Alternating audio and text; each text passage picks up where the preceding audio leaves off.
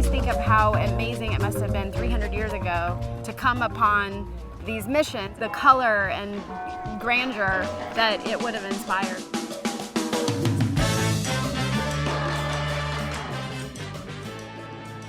Lord Powell Carson has worked on the missions for over 50 years.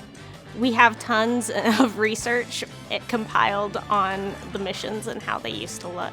Over time, the building has changed a lot.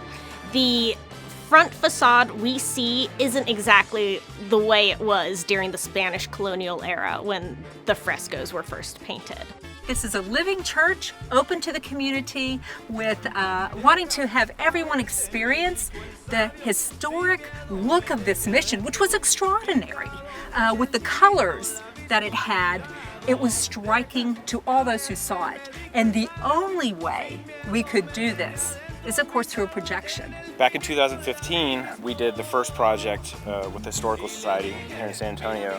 They asked us to do Restored by Light. So it just so happened in 2019, I was doing the same thing, and my daughter, who was 10 at the time, she kind of drew this outline of what the church looked like and colored it in with markers. And before we wrapped up, I displayed that little drawing she had done for me. And up there on the church, the colors just looked so vibrant, and it wasn't perfect, but just the energy that was in it and the colors and the freedom of it, no expectations. It really looked dynamic. If that, just this simple drawing, could look so interesting when you put it at that scale in the lights, I wonder how far we could push this. We have artwork from, I think, 15 or 16 SAISD schools, and so close to 60 of them will get to be seen tonight, which is amazing for the kids.